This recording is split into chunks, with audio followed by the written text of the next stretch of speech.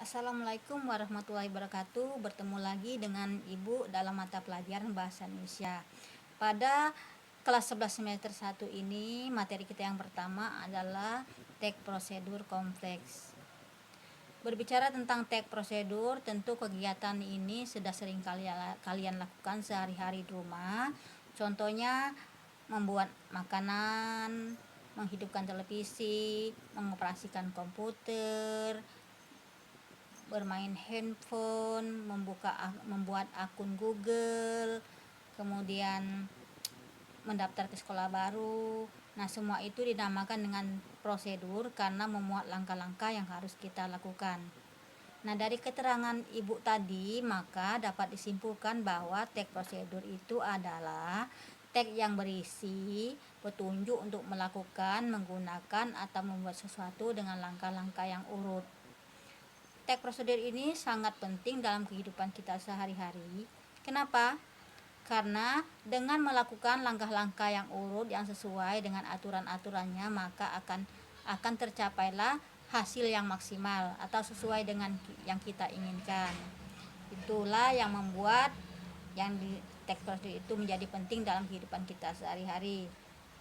Teks prosedur dapat digolongkan menjadi 3 bagian. Yang pertama, teks prosedur sederhana, artinya hanya memuat 2 atau 3 langkah saja. Contohnya seperti membuat teh manis.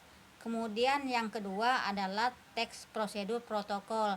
Artinya di sini teks prosedur protokol itu langkah-langkah yang ada di dalamnya tidak terlalu ketat, artinya bisa dilakukan tidak berurutan. Walaupun demikian, tapi hasil yang akan dicapai masih tetap sama. Contohnya cara membuat nasi goreng. Nah, itu termasuk teks prosedur protokol, tidak terlalu ketat. Kemudian yang ketiga itu adalah teks prosedur kompleks. Teks prosedur kompleks ini adalah teks yang berisi langkah-langkah yang harus dilakukan dengan secara urut. Kenapa?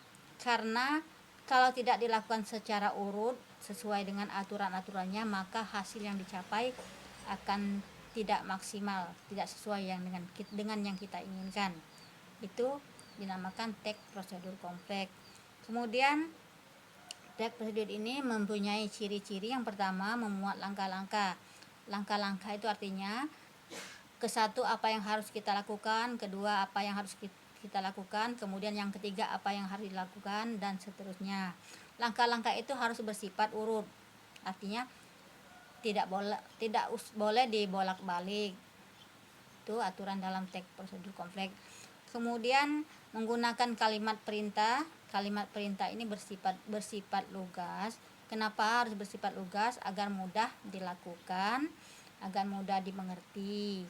Misalnya masukkan, berusaha kalimat perintah, masukkan, tiriskan, kemudian kupaslah. Nah, itu termasuk contoh-contoh kalimat perintah yang ada di dalam teks prosedur. Kemudian yang keempat, teks prosedur membuat sesuatu biasanya dilengkapi dengan bahan dan alat.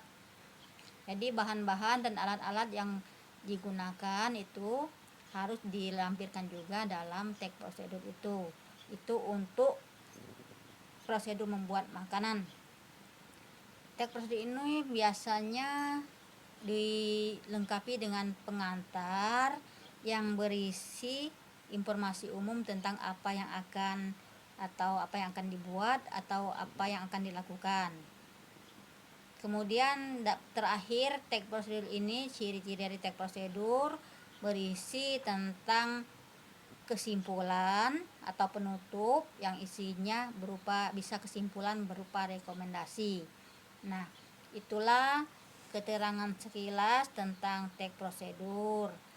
Untuk selanjutnya kita akan bahas, untuk hari ini cukup dulu. Untuk selanjutnya akan kita bahas tentang struktur dan kebahasan teks prosedur.